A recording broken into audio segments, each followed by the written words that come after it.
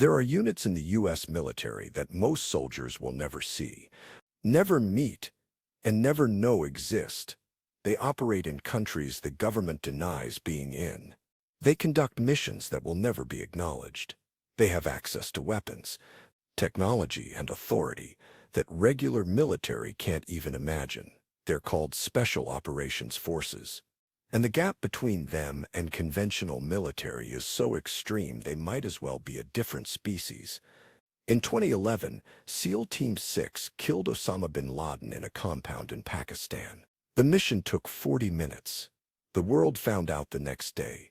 What the world didn't know: SEAL Team 6 had been operating in Pakistan for months, conducting reconnaissance, building intelligence networks, and preparing the operation. The raid was the final 40 minutes of a mission that took years. That's how special operations actually works, invisible until the moment it matters. In 2019, Delta Force killed ISIS leader Abu Bakr al-Baghdadi in Syria. The raid involved helicopters, ground assault, explosives, and a suicide vest detonation that destroyed the compound. 8 helicopters, 100+ operators. Complete success with 0 American casualties. The operation was so precise that ISIS didn't know what happened until President Trump announced it the next day.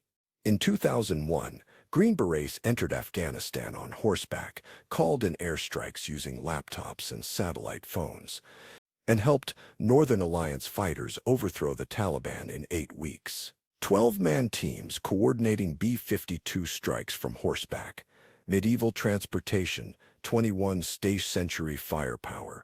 That's the level of versatility special operations units operate at. But here's what should terrify America's enemies and humble every conventional soldier. There are roughly 70,000 special operations personnel in the U.S. military. Out of 1.4 million total active duty troops, only 5% are special operations. But that 5% conducts operations in 80+ countries simultaneously, with budgets and authorities that dwarf conventional forces. They're not just elite soldiers, they're a parallel military with different rules, different missions, and capabilities that most people can't comprehend. This is every major special forces unit in the U.S. military explained, what each unit actually does, how they're different from each other, and why the selection process is designed to eliminate 80% of candidates before they even start training.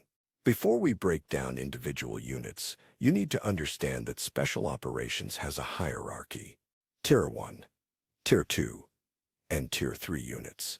The tier system is unofficial but universally recognized. The lower the tier number, the more elite the unit, the more classified the missions, and the more extreme the selection. Tier 1 units are national-level assets. They report directly to the President through Joint Special Operations Command, JSO. Their missions are classified. Their operations are never officially acknowledged. Their existence is technically secret, though everyone knows they exist. There are only 2 Tier 1 units, Delta Force and SEAL Team 6.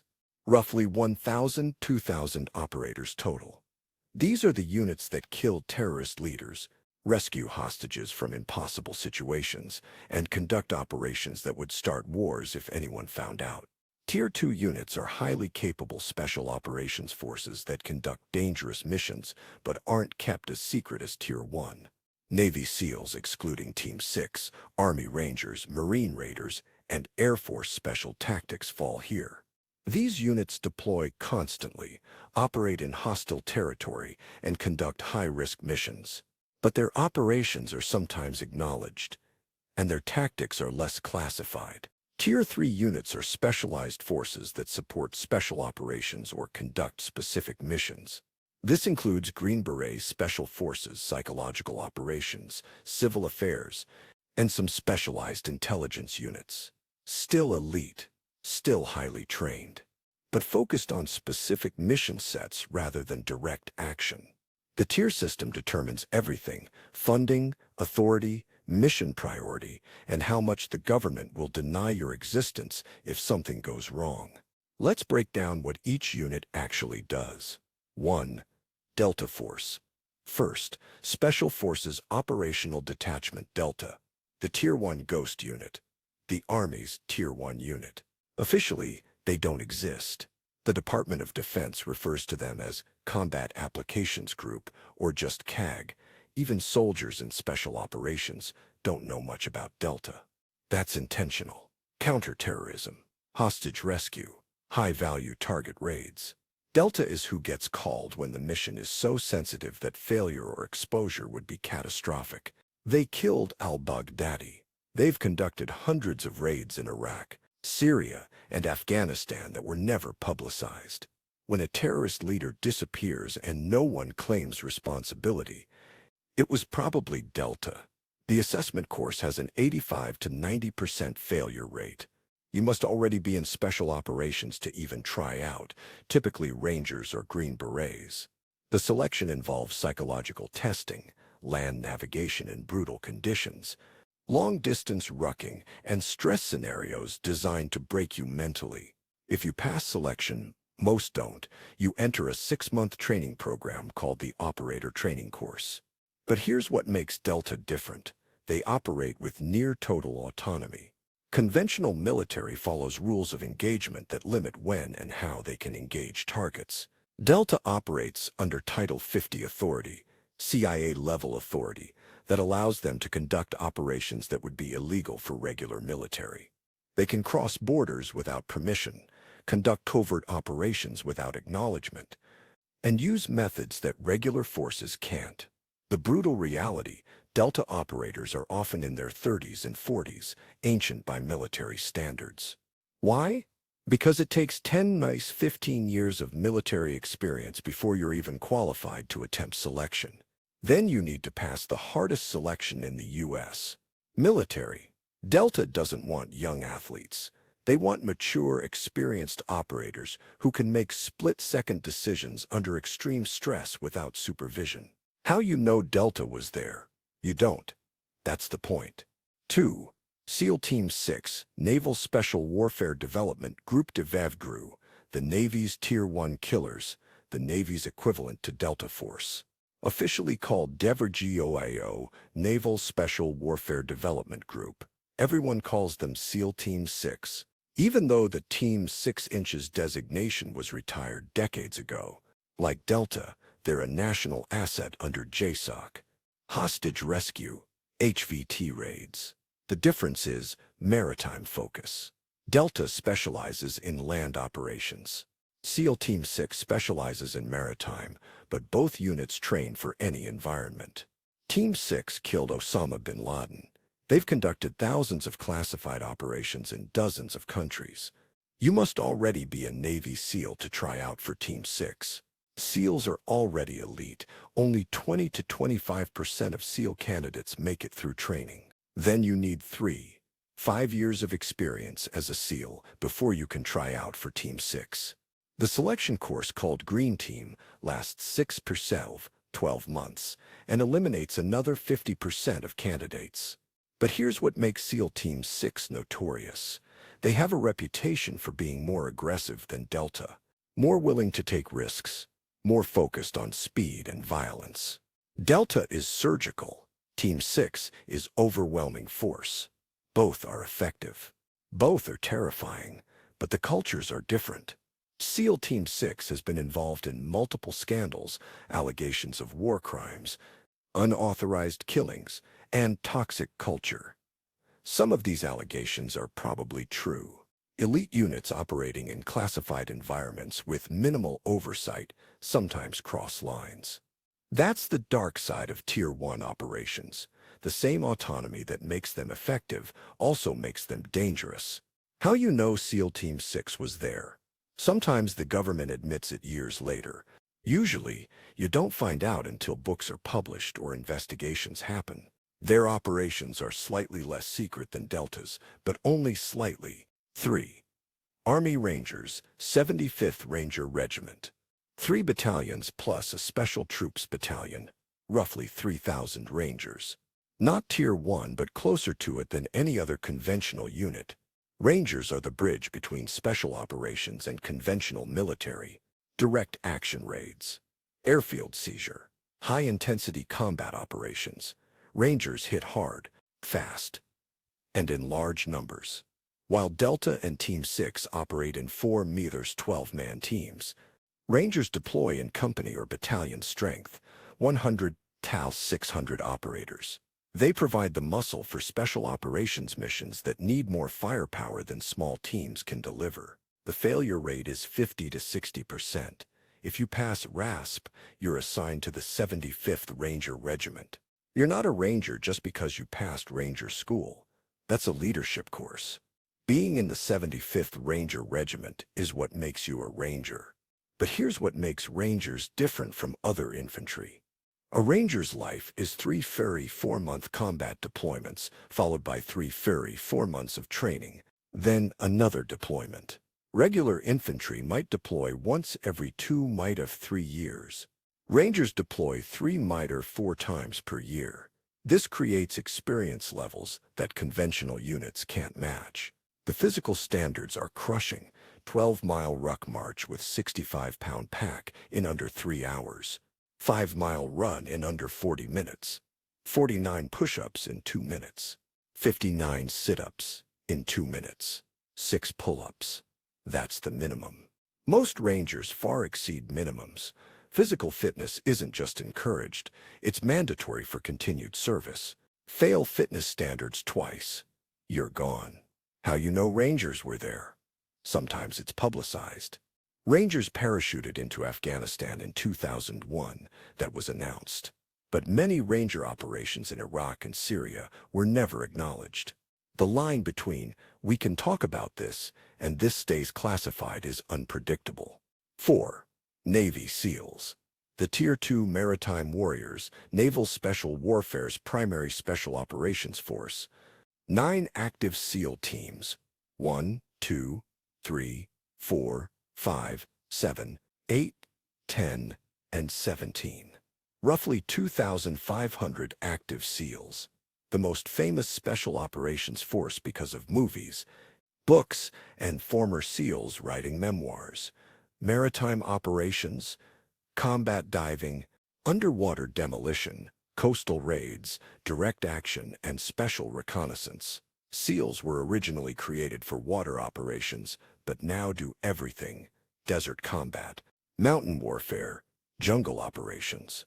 The maritime specialty remains, but SEALs are capable of operating anywhere. Basic underwater demolition SEAL, BUD stealth training is 24 weeks. The first phase includes Hell Week, 5.5 days of continuous training, with maybe 4 hours of total sleep. Students are wet, cold, sandy, and exhausted. The instructors push them until they quit. 70 to 80% of candidates quit during Hell Week or earlier phases. If you complete BUD SUS, you move to SEAL qualification training, another 6 months. But here's the reputation problem SEALs face. They're over-publicized. Every SEAL who retires seems to write a book or start a podcast. This drives other special operations units crazy. Delta operators don't write books. Most Rangers don't either. SEALs have a reputation for self-promotion that other units find unprofessional. SEALs are absolutely elite. Their training is brutal. Their operations are dangerous. Their success rate is extremely high, but the public perception of SEALs is inflated by media coverage. They're presented as superhuman. They're not. They're highly trained professionals who sometimes fail, sometimes make mistakes, and sometimes die like anyone else in combat. How you know SEALs were there? They'll probably tell you. I'm kidding. Mostly 5. Green Berets, Army Special Forces, the Tier 2 Thirds Warrior Diplomats, the Army's unconventional warfare specialists, organized into special forces groups, roughly 7,000 Green Berets, technically Tier 2 Thirds, but with unique capabilities that make them essential: foreign internal defense, counterinsurgency, and training foreign militaries. Green Berets are teachers as much as fighters. They embed with foreign forces, train them, advise them, and fight alongside them. 12-man teams living in remote villages for months, building relationships, and creating capable allied forces. Special Forces Assessment and Selection (SEF) is 3 weeks of psychological and physical testing. Pass rate is roughly 40 to 50%. After S phase, candidates enter the Special Forces Qualification Course (Q course), which lasts 12–18 months depending on specialty. Students learn a specialty, weapons, engineering, communications, or medicine at levels that exceed conventional forces by orders of magnitude. But here's what makes Green Berets unique. They learn languages. They study cultures. They're expected to operate independently in foreign countries without support. A Green Beret team can parachute into a country, link up with local fighters, train them, arm them, and lead them against enemy forces, all without conventional military backup. That's not just combat. That's statecraft. Green Berets see themselves as thinking soldiers. They're less focused on physical prowess, though they're still in excellent shape, and more focused on problem solving, cultural understanding, and long-term strategic thinking. Green Berets build relationships that last years. The Green Berets in Afghanistan on horseback in 2001 were publicized, but many Green Beret operations remain classified because revealing them would expose allied relationships that need to stay secret. 6. Marine Raiders. Marine Special Operations Command MARSOC, the Tier 2 Marines. The Marine Corps' Special Operations Force. Created in 2006 after the Marines finally agreed to join Special Operations Command. Roughly 2,600 raiders. They're the newest major special operations unit, which means they're still proving themselves. Foreign internal defense and counterterrorism. Similar mission set to SEALs and Rangers, but with Marine Corps culture. Raiders operate in smaller teams than Rangers, but larger than SEAL teams, usually 14-man teams. Assessment and selection is 3 weeks. Pass rate around 40 to 50%. After selection, candidates attend the individual training course, 9 months of weapons, tactics, communications, and specialized skills training. It's compressed compared to other special operations training, which is controversial. But here's the controversy. Other special operations units questioned whether MARSOC was necessary. The Army has Rangers and Green Berets. Did the Marines need their own special operations unit, or was it institutional jealousy? MARSOC has spent 17 years proving they belong, and by most accounts, they've succeeded. Marines pride themselves on every Marine is a rifleman, the idea that all Marines are capable infantry. Creating an elite subset seemed to contradict that ethos. MARSOC had to balance being elite while not alienating the rest of the Marine Corps. It's a cultural tightrope. MARSOC operations are sometimes publicized, sometimes classified.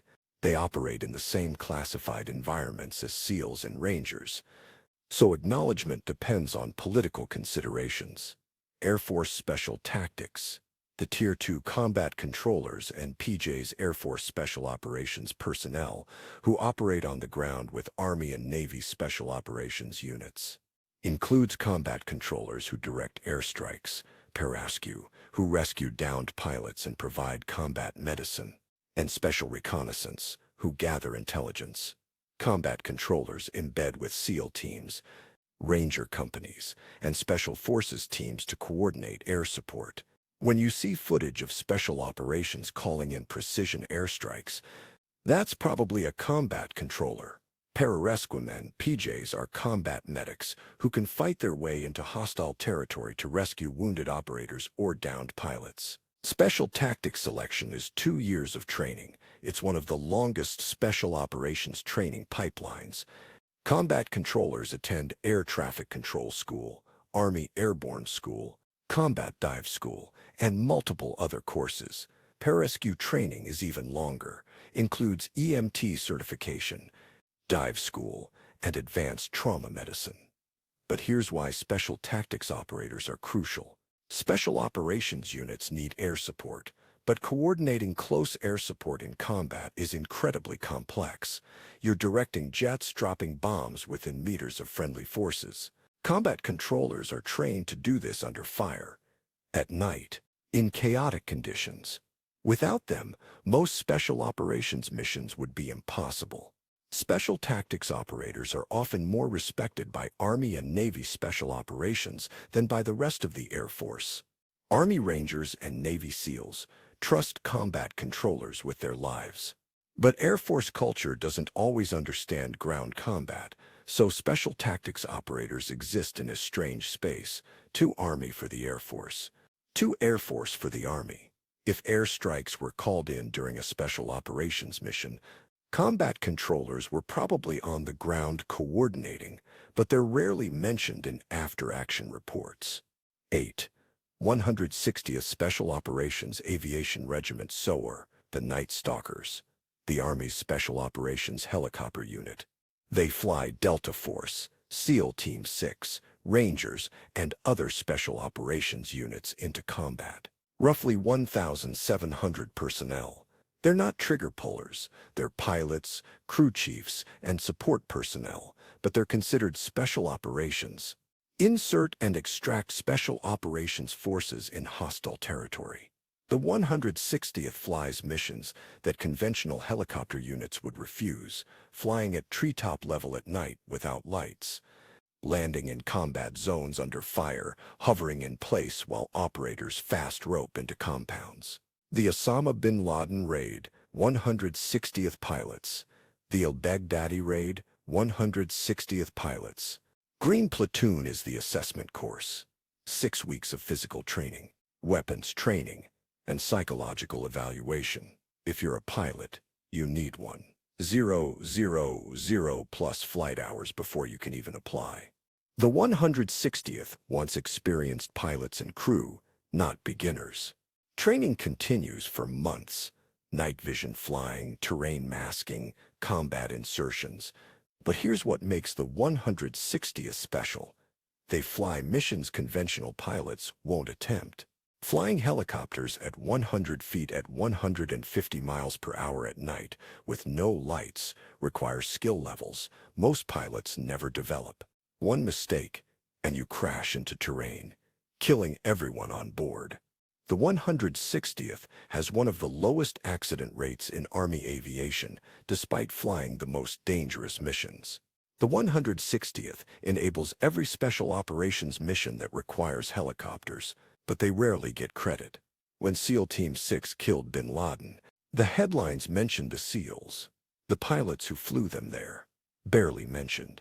That's how special operations works. Operators get glory, support gets ignored. How you know the 160th was there? If special operations forces arrived by helicopter, it was probably the 160th, but their missions are usually classified along with the operations they support. 9. Intelligence Support Activity, ESA. The Tier 1 Spy Unit, the Army's Classified Intelligence Unit, also called the Activity, or Orange, or a dozen other code names. They're technically special operations, but they don't do direct action. They gather intelligence that special operations units use to plan missions. Technical surveillance, human intelligence collection, signals intelligence, and reconnaissance. ISA operators infiltrate target countries, identify high-value targets, monitor communications, and provide real-time intelligence to Delta and SEAL Team 6. They're spies with military training, highly classified. ISA recruits from other special operations units and intelligence agencies. The selection process is rumored to include psychological profiling, polygraphs, and scenarios testing your ability to operate alone in hostile territory while maintaining cover. But here's why ESA matters. Delta and SEAL Team 6 can kill anyone, anywhere, but they need to know where the target is. That's ISA's job. The intelligence that enabled the bin Laden raid, partially gathered by ISA. The targeting data for al-Baghdadi, ISA contributed. They're the invisible force that makes Tier 1 operations possible. The ultimate thankless job, ISA's work is so classified that even acknowledging their existence is controversial. They'll never get public recognition. Their operations will never be discussed. But without ISA, Tier 1 units would be operating blind. How you know ISA was there, you don't ever Psychological operations, POP, and civil affairs, the Tier 3 influencers, specialized units that influence populations rather than kill enemies. PSIOP, now called Military Information Support Operations, uses media, messaging, and propaganda to shape perceptions. Civil affairs works with local governments and populations to build stability. PSIOP operators develop messaging campaigns, run radio broadcasts, distribute leaflets, and use social media to influence enemy fighters and civilian populations. Civil affairs teams work with mayors, tribal leaders, and local officials to rebuild governance after combat operations. PSIOP selection includes psychological testing, language aptitude assessment, and communication skills evaluation.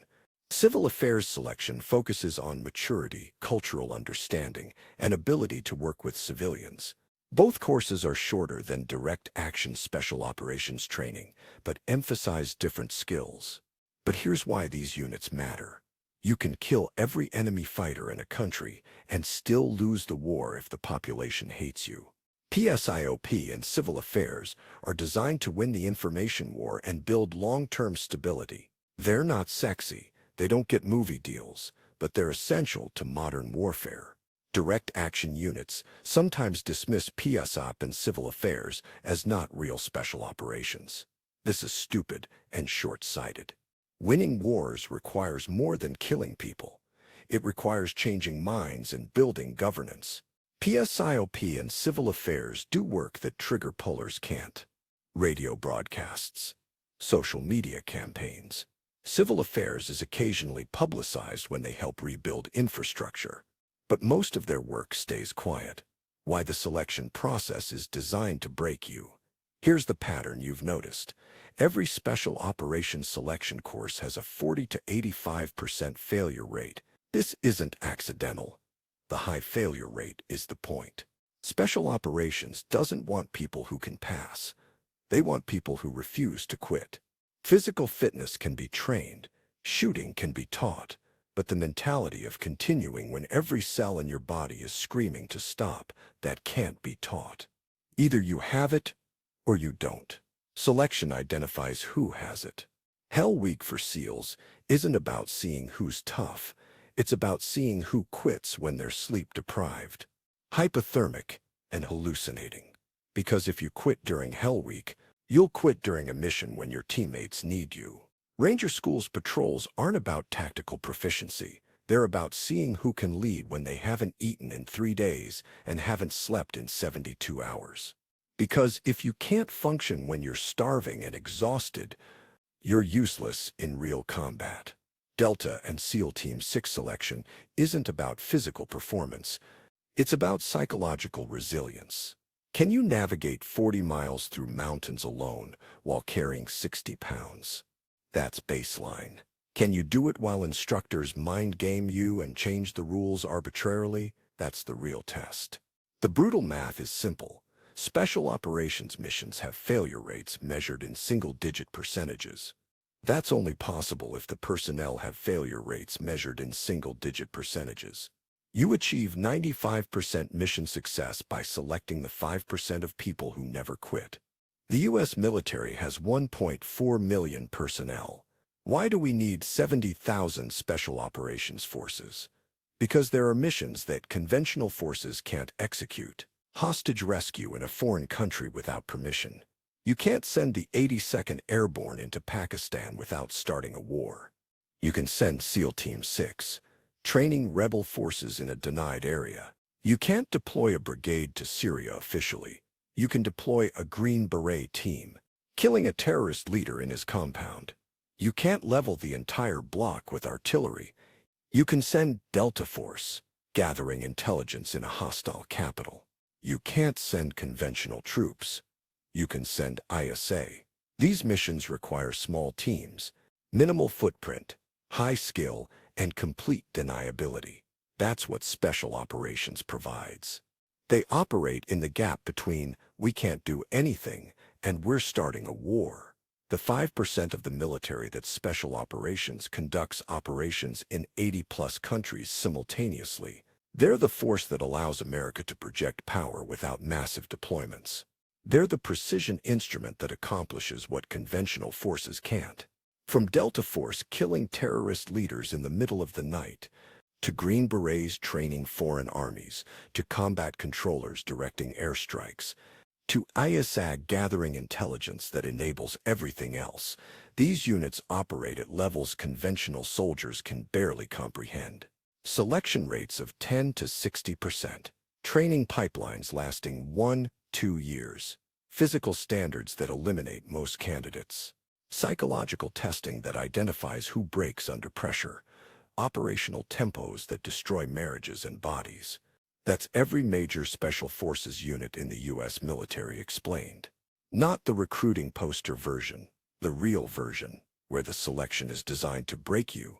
The missions are classified, and the gap between special operations and conventional forces is so extreme, they might as well be different militaries.